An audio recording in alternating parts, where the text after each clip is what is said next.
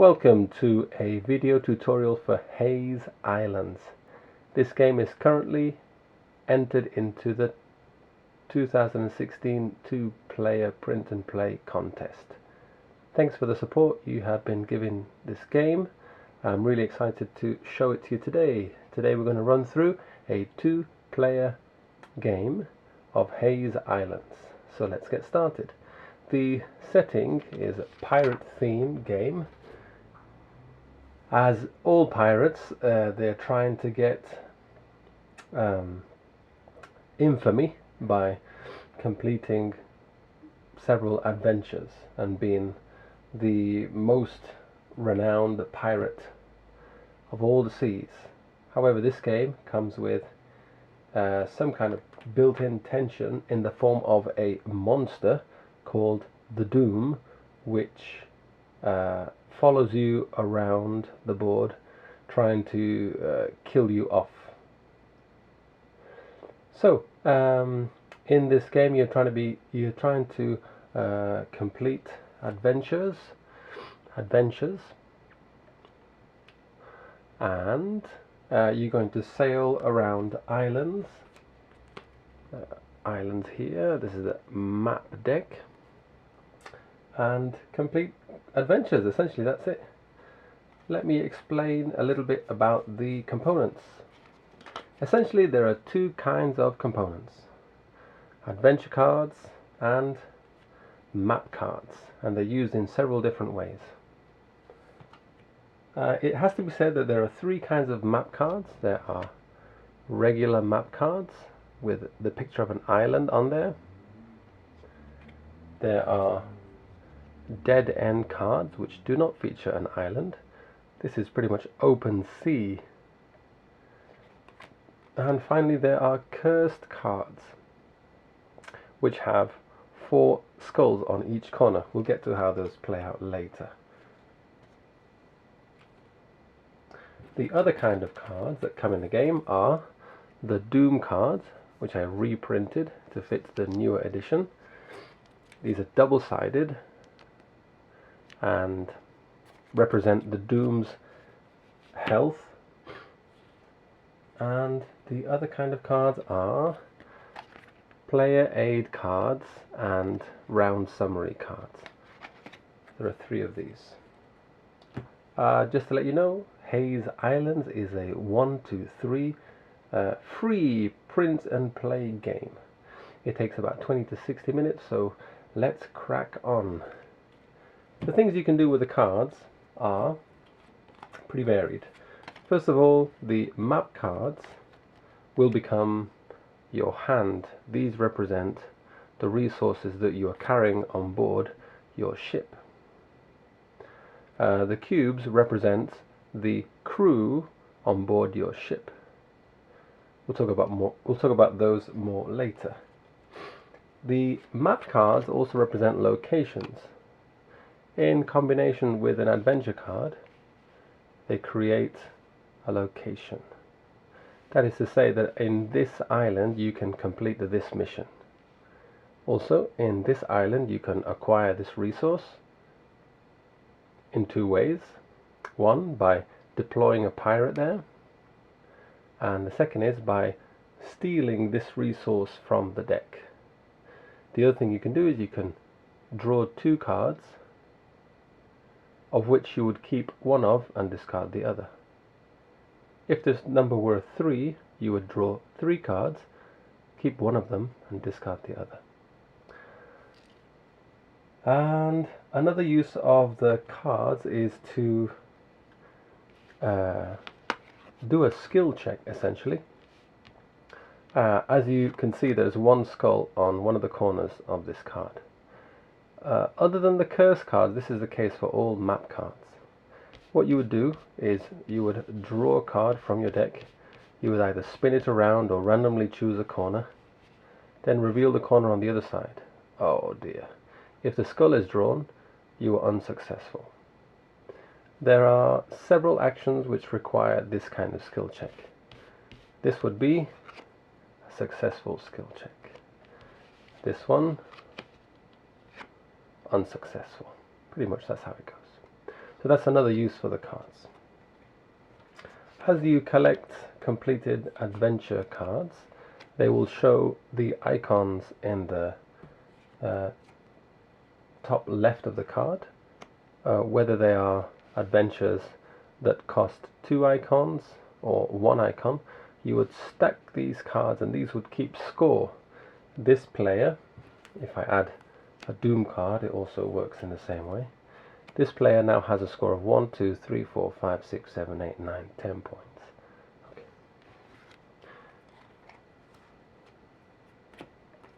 And that's how you use the cards. So we're going to set up the game with a location and an adventure. We're going to place both player pieces on the same card and the monster represented by a dice showing the value 1 in the same location. The dead end cards are set aside and discarded. We're going to put the discard there for now. The adventure cards are create a draw deck for the adventure card. Let's say discard, draw deck, and then all the other map cards become the draw deck for the first player. In this case, the yellow player rolls a dice, gets a 6, the purple gets a 5, yellow player goes first. That's how you determine who goes first. The Doom cards, they're randomized, so sort of like shuffled, like so. And you don't know what icons are going to appear in the subsequent cards. I'll just put this off to the side there. And there we're going to set these to there. Okay, good. So we're ready to start. The first thing that the first player needs to do is to discard 1 card to form the second player's draw deck. The way the cards are going to move, they're going to go from the first player. As the first player uses them to take actions, they're going to place them on the second player's draw deck. And as the second player uses their cards, they get discarded. The reason why we separate these cards is because there are dead ends and unlucky things. You really don't want, first of all, that many cards in the first round, and you really don't want to have dead ends surrounding you in the first round. So all of that is set aside so you can make some good progress on the first round. So here we go. The yellow player is going to take an action. That could be to plunder, which is to draw 2 cards and choose 1. Immediately I can see that, first of all, the adventure in this location has the same icon as this card, so I will take that one and keep this in my hand so that the other player can't see it. But for purposes of this video, I'm just going to keep it open. Then this card is discarded. Bear in mind that the first player knows what this is, but the second player doesn't. The second player can either take an action or pass. If there are not enough cards to take an action, they can pass. So the first player does their second action. They see that there is a useful icon they can deploy a pirate to. Alternatively, they could look for that extra icon in their deck. Because since they have most of the cards, they could discard a card and then search through the deck and look for it. But if you remember, just now, the fireball icon was discarded here, so it's likely not to be in there. Instead, the yellow player decides to deploy a pirate. They do a skill check, reveal a corner, they're successful. In this case, the information is open, so now the second player knows what this card is.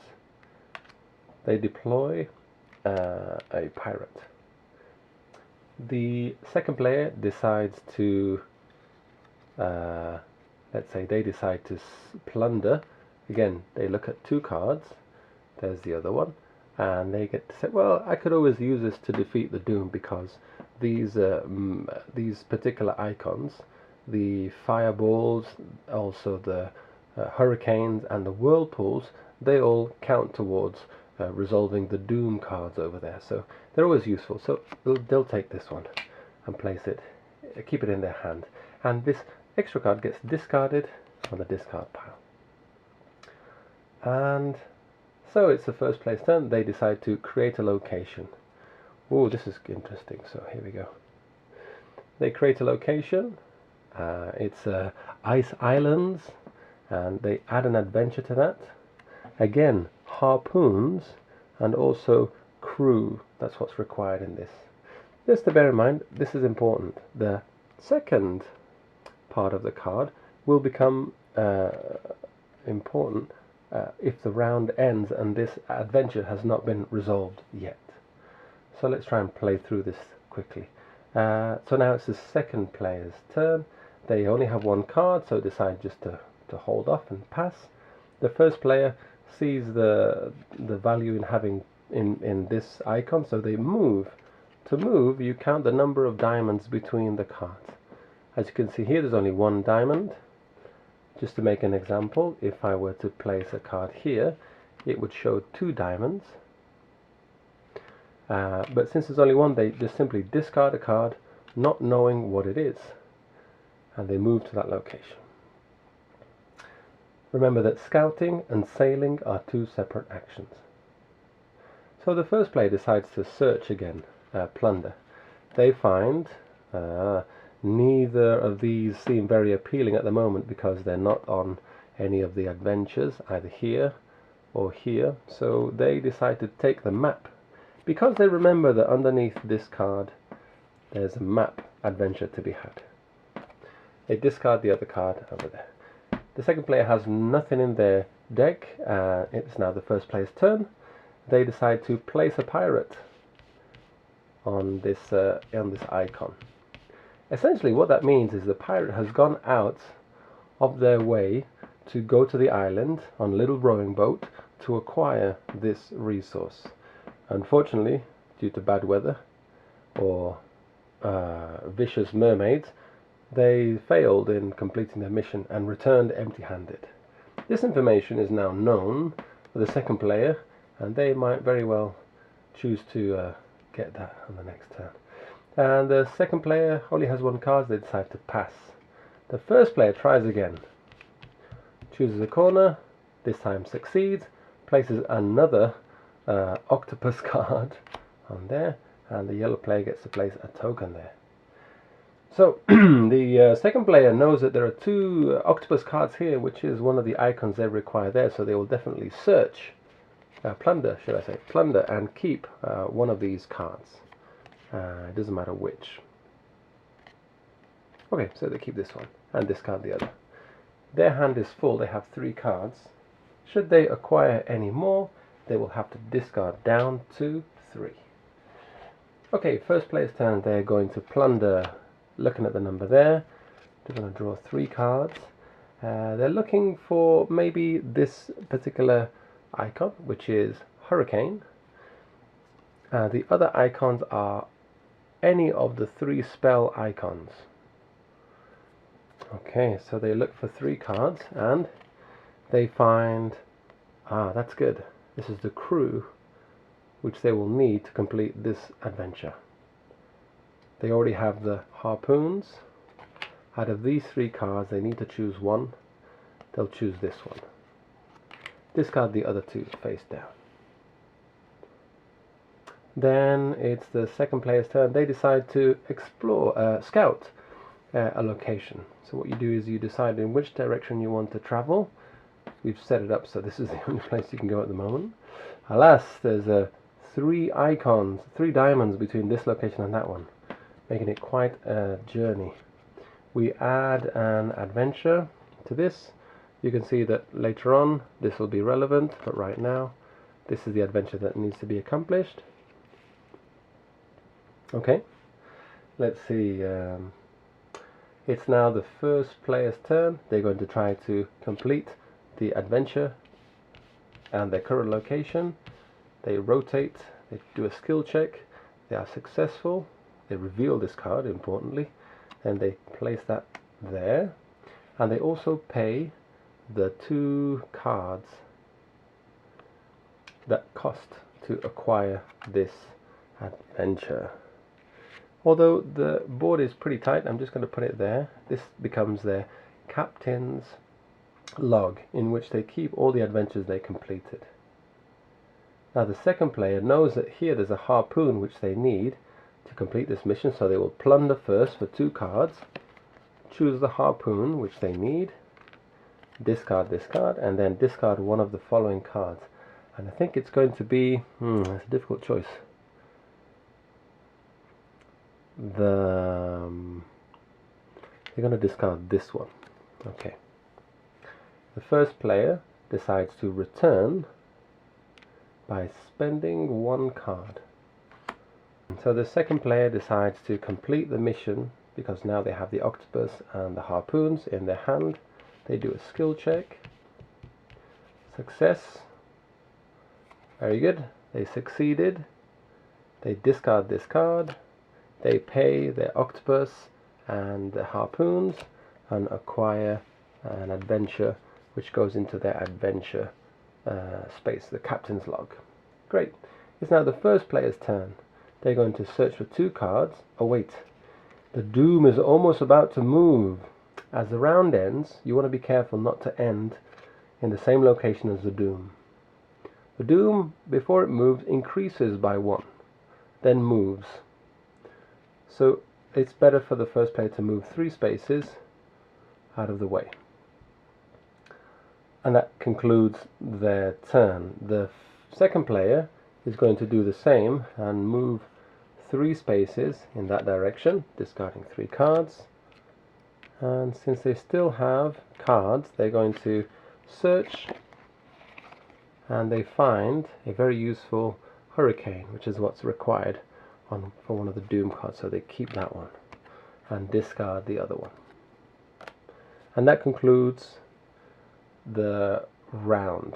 So at the end of the round, this is what happens. Any single adventure cards, let's say this was a single adventure card, they would get flipped over like this. Since there aren't any, we skip that stage. The doom increases by 1 to 2. It tries to move 2 spaces, but since the nearest player is 3 diamonds away, it doesn't make the jump and it stays there. The next thing that happens is that the double icons become single icons. And we add new adventures in this order. There we go, and there we go. Always showing the double icons. The next thing that happens is that the cards get shuffled. They get given to the second player, who now becomes the first player.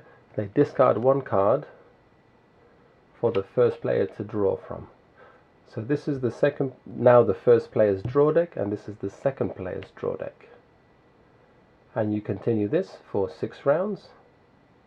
On the 6th round, the doom will increase by 1 to 7 and move 7 spaces and attack the nearest player. The scores are 2 points so far for the yellow player and 2 points so far for the purple player. Well, I hope that gives you an overview of how a round is played. The only thing I didn't mention was the steal. If you are at a location and you think your card is there, you can discard one of your cards and look through your deck for that resource. And there it is. So then you would take that to hand. This is very useful on the first turn because there are plenty of cards, especially with the discarded cards like the dead ends and the curse cards that have been added to the deck now. Make sure you shuffle it well and enjoy the rest of the adventure. Thanks for watching. Bye.